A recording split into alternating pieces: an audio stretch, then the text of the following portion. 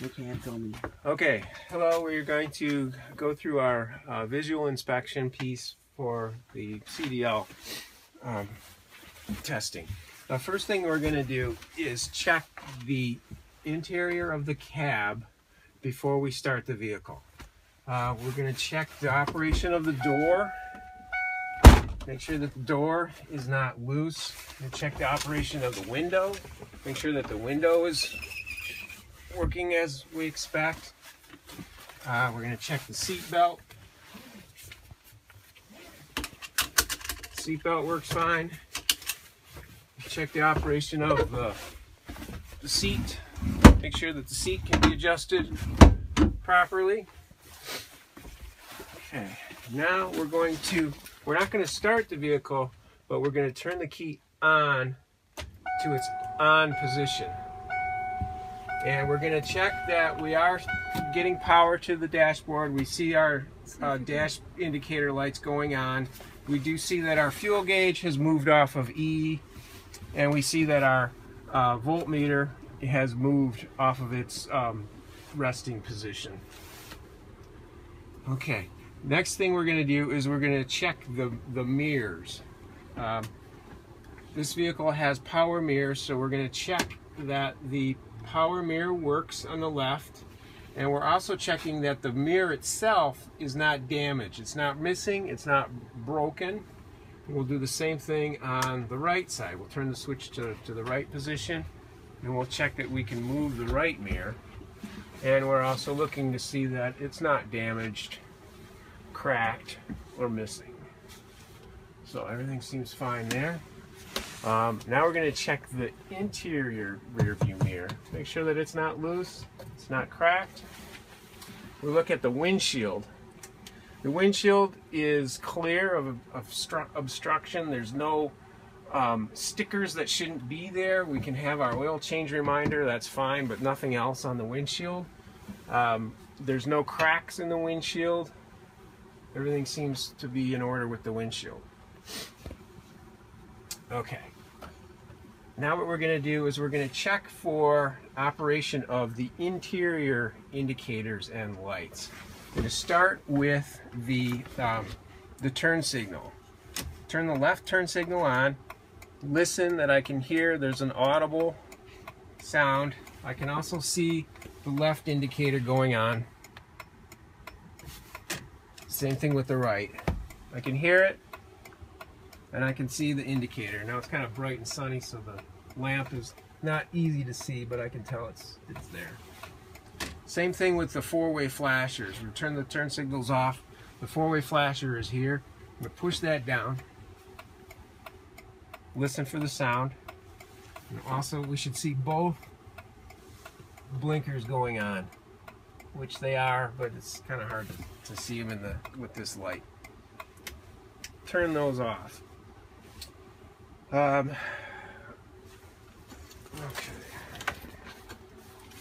Let's see here.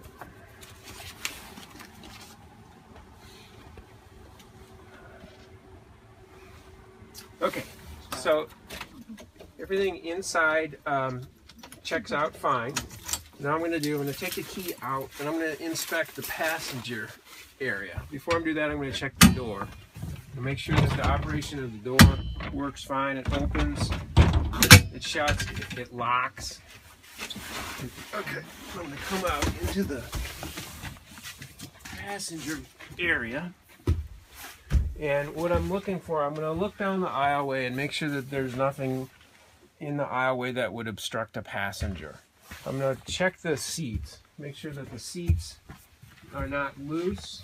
As I look at the seats, I'm going to make sure that the seat belts are here and that they're not damaged or loose.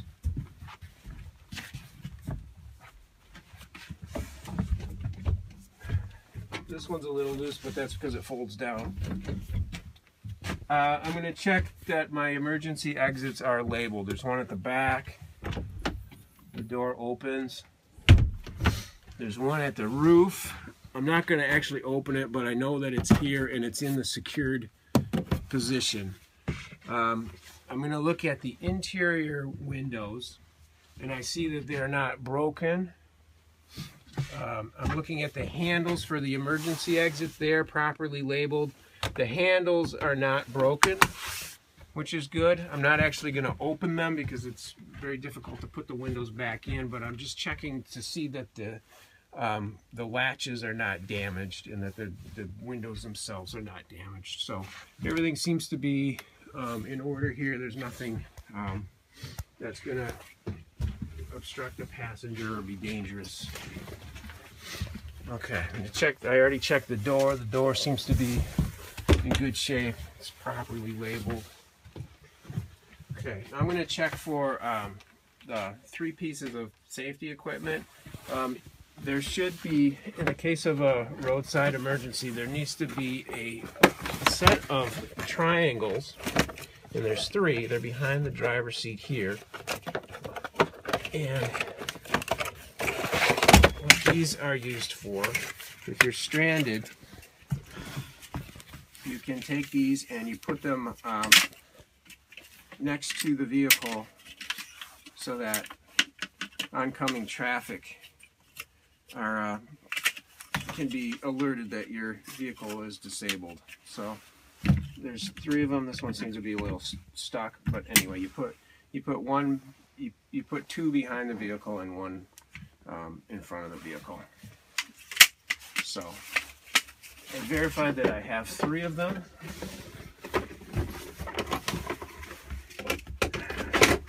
Put that back. I'm going to check that I have a fire extinguisher, which is over here. I'm going to visually inspect the fire extinguisher. I'm going to check for that the indicator is in the green position, which is good. I'll put that back. Squirt some washer fluid onto the windshield, and what I'm doing here, I'm verifying that the windshield wipers are they are adequately clearing the windshield of the water, which indicates that my wiper blade condition is good. Now I'm going to check for operation that the parking brake works. So what I'm going to do is that the parking brake is down here, and I'm going to push on it with my left foot as far as it can go, and there'll be an indicator on the dash that tells me that the brake is on. So what I'm going to do now, I'm going to push on the brake pedal, and I'm going to take the vehicle out of park and put it in drive. And now I'm going to take my foot off of the brake and verify that the vehicle does not move forward. So this tells me that the parking brake is working as it should. Put it back in park, release the brake.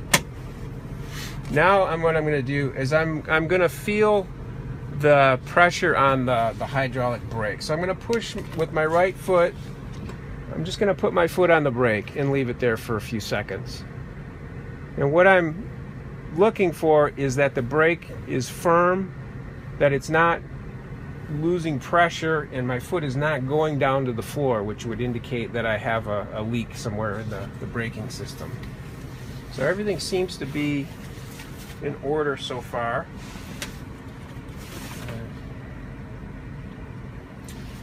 Okay. Let me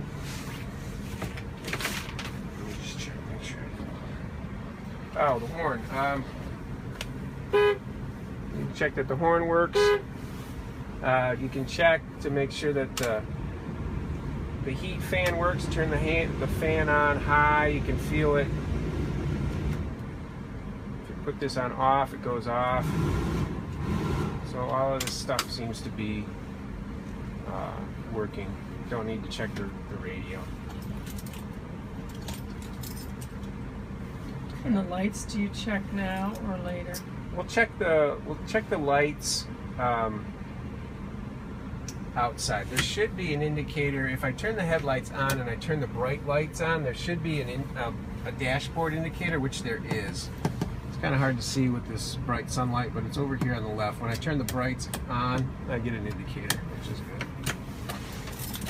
So I think we're all set on the inside of the car, and our initial startup test has been successful. So now we'll go outside and we'll do a more thorough check of the exterior of the vehicle, including underneath the hood.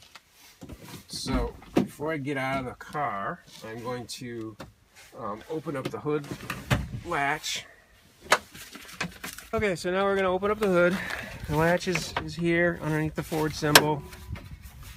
Push it to the right, open it up, and the prop rod is here. Okay. We're going to start, we'll work left to right. We're going to check this is where the windshield fluid goes. There's no way to check the level, but this is where it would go if I needed to refill the washer fluid. Check the battery. There's no evidence that the cables are loose. There's no signs that the battery itself is loose. I'm going to shake it a little bit.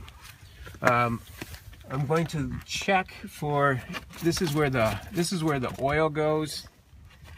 This is where the transmission fluid gets checked. This yellow indicator there. That's what you use to check the transmission fluid. I'm going to check for the belt. There's a single belt on this vehicle. It's called the serpentine belt. You can see the top of it right there. There's this shiny piece of aluminum here. It looks like there's been a relatively new component added. The belt that runs across the top, that's the serpentine belt. That drives all the components. The alternator is just to the right there, kind of in the center of the vehicle. And then the water pump is also driven, and the air conditioner is also driven by this serpentine belt. I can kind of get a view of it right here. I'm going to just push on it with my hand and make sure that it doesn't seem too loose. I should be able to move it about 1/2 of an inch without too much trouble. If I can move it more than 1/2 of an inch, then that would indicate that it's too loose. The belt seems fine. I'm going to check this stuff here. This is where the air filter is. I'm just going to make sure that this stuff is secure. I don't actually have to check the condition of the air filter, but there's nothing broken. I'm going to check, here's the top radiator hose. This is pliable. It's not disconnected. There's no evidence of leaks. This yellow thing here, this is where you check the engine oil. That's the dipstick. Down here, this is where the braking system is. This container here is the hydraulic fluid for the brakes. Down below here, these are actually the brake lines that go into the master cylinder. So I'm just going to take a look there, and I'm not seeing any evidence of leaking. I'm kind of doing that in general. I'm just kind of looking for evidence overall of leaks, damage, or missing pieces. Everything seems to be in order. Power steering fluid is here. This is, I can easily check this. Just make sure that it's red and that it's at the fill level. Antifreeze is here. That's what this clear bottle is. The fluid should be green or orange. This is green, so this is telling me that it's relatively new. If it was really brown and yucky, that would alert me that there was potentially a problem. Also checking the level. The level is proper. It's supposed to be between these two lines, high and low. It's at the low level, which is fine. I've got plenty of antifreeze if I ever needed to add it. I'm going to take a few steps back from the vehicle, and I'm just gonna look underneath. I've already started the vehicle, so it's run for a couple of minutes. I'm gonna look underneath and make sure that there's nothing leaking. Okay, there's no evidence of antifreeze or brake fluid or motor oil or anything that's leaking. There's no puddling. I mean, the puddle that's over there is because of the melt from the snow. So I'm not seeing anything unusual. I'm also going to just look at the vehicle from a little bit of a distance. Does it look like it's listing to one side or the other, which would indicate that maybe I have a flat tire? It looks pretty level. Everything looks good. Okay, so now I'm going to go closer to the vehicle. I'm going to start to look underneath because there's a couple of components I need to check in the front. I'm going to check for where the steering box is. the inspector will ask you to know where the steering box is on the vehicle. Not exactly sure what that would tell you, but Okay, I'm going to use this to kind of down there. to find the steering box, it's at the end. Here's the steering arm here, where all this goopy grease is. This is connected to the steering box, which is right behind it. So this is the arm. This operates the steering mechanism. The steering box is right here. While I'm under here, again, I'm taking a closer look, looking for any evidence of anything that's damaged, missing, or leaking. The spring looks okay. The brake disc looks okay. I can see part of the brake line on this side. That looks okay.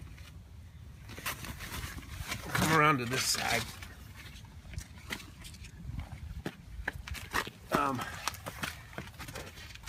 In the front, I can look for the brake line. There's a brake line here. It's pliable. It's not loose. It's not leaking. I'm looking here for the spring. The spring is not broken. It's not loose. There's a shock back here. Same thing. The shock is secure. It's not leaking. Do the same thing on the other side. Now I'm going to look at the tire. The tire, I'm looking for evidence of damage. I'm looking for evidence of proper tread depth. The front tire has to have at least 4/32 of an inch in tread depth. Thank you. If we take a penny, and if you put a penny on the tread, and if you can see the top of Lincoln's head, you know you don't have enough tread depth. I put this penny in and it covers up, kind of goes up to his eye. So I know I've got plenty of tread depth on the front. Okay.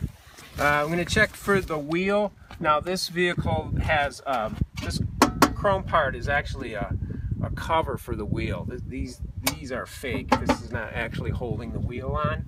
But if these were not here, what I would be looking for is that all the lug nuts look like they're secure. They're not loose. They're not missing. If they were loose, there would be some shininess behind them that would indicate that I've got a loose lug nut. So everything seems to be in order here. There's no damage to the wheel. Everything underneath the wheel well looks fine. There's nothing obstructing the wheel. Okay. While I'm here, I'm gonna just kind of shake my mirrors a little bit, make sure that everything seems to be secure here. Move on to this side of the vehicle, and while I'm doing this, I'm kind of looking at the body too, and just looking to make sure that there's nothing damaged, especially with things like my lenses. Everything seems to be fine. I'm going to check this wheel. Again, I would check the lugs. If I could check the lugs, I would look for evidence of missing or broken or loose lugs. Everything seems to be fine. The wheel itself is in good shape. I'm going to do my test again with the penny, and I have enough tread depth on the rear. Need to have just 2/32 of an inch on the rears. Now this vehicle has dual rear wheels, so what I'm going to do is I'm going to move the mud flap out of the way a little bit, and I'm going to check that there's space between the rear wheels, that they're not touching each other, which is good. And I'll check the tread on the back. The tread on the back is sufficient. If I were going to check the air pressure, the air valves are in between here for both the outside tire and the inside tire. So everything seems to be in order there with the tire. Now I'm going to come around to the other side to take a look at the frame and the components connecting to the rear. again, I would check to do the same inspection of these tires, front and back. Okay. So, as I go underneath here, what I'm going to look for, and in general, whenever I'm looking for something, I'm looking for evidence of damage, anything that's loose or anything that doesn't look like it should be there. Everything seems to be fine. I'm looking at the frame. This is the frame here. There's no evidence of damage, or, you know, there's holes obviously, but those are all from the manufacturer, so I'm not worried about those. Checking, there's some hoses coming along here. Everything seems to be fine. There's nothing leaking, nothing seems to be damaged. I'm going to look at the drive shaft. The drive shaft, it looks properly secure. I'm not seeing any evidence of damage. Looking at the U-joint, there's two U-joints. There's one in the front, and then there's one back here by the differential. Those seem to be fine. I'll take a better look at the exhaust on the other side. I should have done that while I was over there, but I'll look at the exhaust. I'm looking at the differential. There's no evidence of leaking. The differential is that big thing between the rear wheels. I'm going to check the leaf spring. This is where it connects to the frame. The leaf spring looks fine. There's no evidence of damage or missing leaves. I'm going to look under here a little bit more. There's another bracket that holds the leaf spring to the axle. That looks to be in order. I'm going to look for the shock absorbers. There's two, and those look fine. There's no damage. They're not broken. The way they're secured is proper. Let's see. I'll come back here. And there's a brake line.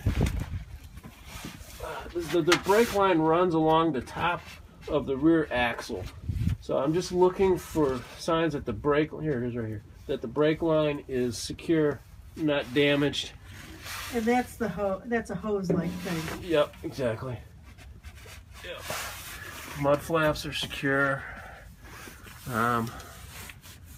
Oh, gas tank. You know, interesting. It does have a spare tire, which is good, which is kind of interesting that they never ask you to verify that there is a spare. But for what it's worth, we do have one.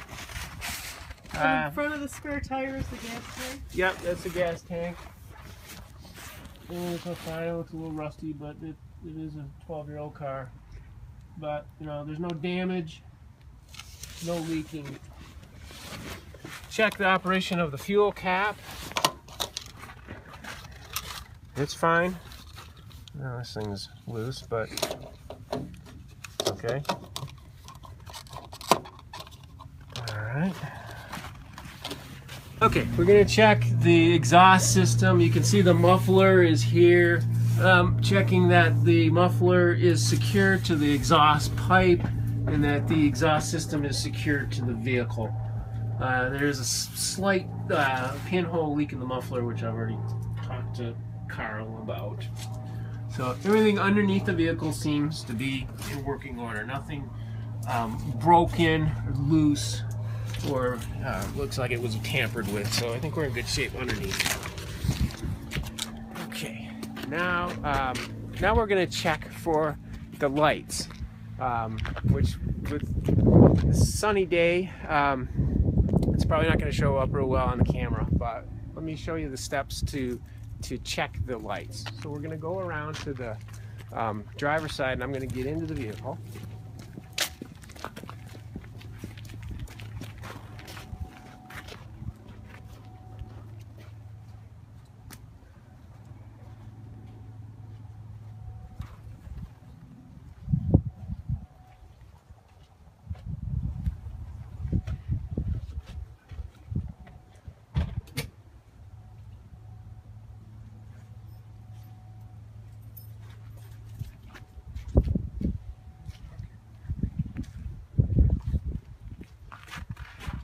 Put the key on to check the lights. The first thing we're going to do is put the left turn signal on and the headlamps.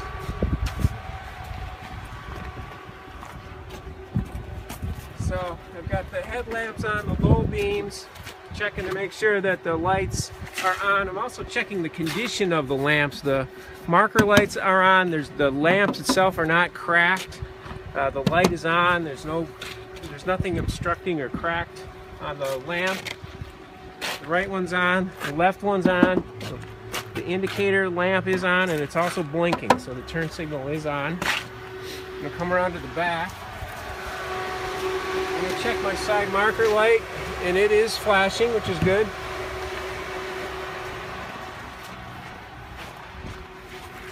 Now look at the back of the vehicle, and I see that the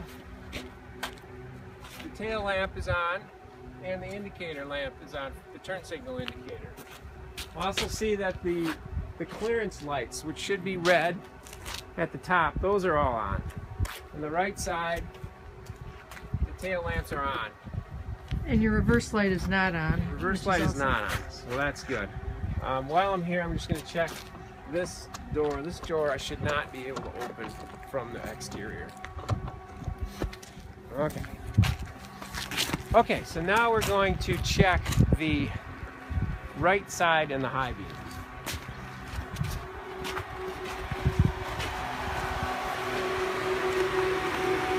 Turn the signal on to the right, turn the high beams on. Now we should see a higher beam. It's kind of hard to tell, but it does look like it was brighter than it was. The right indicator is on. This indicator is on. This clearance light is on, and this light is on here. So we're in good shape there. Now what I'm going to do is turn off the high beams, turn off the turn signals, and turn on the four-way flashers.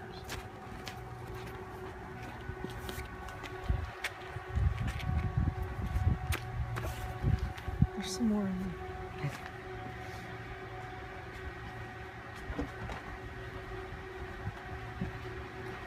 Now the four-way flashers are on. I should see evidence of all four going on. Yep, right, left. Oops, sorry.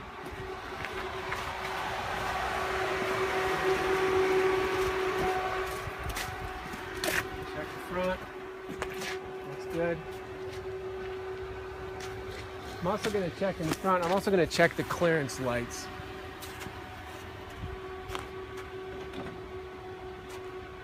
Are those on just when the lights are on? Those are on just when the lights are on. Now they are on now, which is good. Those, there is a short, so I'm not surprised that, I wouldn't be surprised if they were not on. And the clearance of the vehicle is? Is 9 feet 2 inches.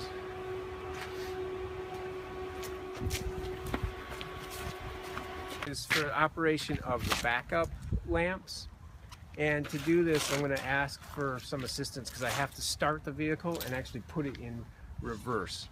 So I'm going to get in the vehicle and start it up, and then I'll have Julie go back to the rear of the vehicle and check that the backup lights are on.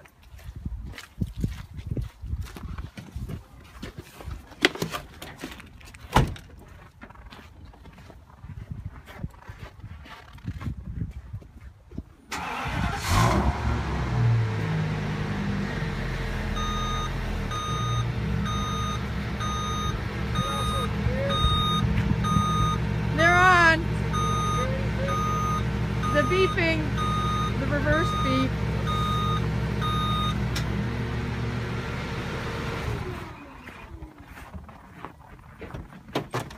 Okay, so backup lights are on. The backup audible indicator was on. So I think we're done. We're in good shape. We've checked the inside and the outside, underneath, under the hood. Lights work. I think we're ready to move on to the next part of our test. The third of the 3 parts is the on-the-road test, and the tester will take you through various roads with various speed limits, some as low as 25, and she'll take you on the highway. The important thing is to watch your speed. Don't go too fast, but also don't go too slow either. There's one road in particular where the speed limit is 50, which seemed a little high to me, so I was only going 35. She said, don't go less than 10 miles per hour, or don't go more than 10 miles per hour under the posted speed limit. When you're on the highway, you will go underneath an overpass. The one that I went on was on I-96 at Beck Road. We said earlier that the vehicle is 9 feet 2 inches. She may ask you for what the clearance is on the bridge that you just passed. So just let her know. It's probably 14.2, which is, you know, somewhere in that. It's kind of an odd question because this vehicle is not high enough to have a clearance problem in any bridge in the country. But for what it's worth, she may ask you what the bridge clearance is. She also may ask you about a random sign along the highway. Like, what exit number was that? What did that indicator sign say? What mile marker did we just pass? So just kind of look around when you're on the road. When you're making a left turn onto a road that has 2 lanes, take the near lane. She'll ask you to change lanes. Remember to use your signals. When you get to the route will take you across a railroad track, and what you'll want to do is stop before the railroad track, put your 4-way flashers on, stop between 15 and 50 feet before the track. Tell her what you're doing. When you're stopped, you'll want to look, and you'll also want to open the windows. Open the driver's window, open the passenger door window. And what you're doing that for is so that you can hear train. It's not going to help you see it any better, but it'll help you hear it. So that's an important step to do. So you're not stopping on the tracks, you're stopping... Yeah, between 50 and 50 feet before the track.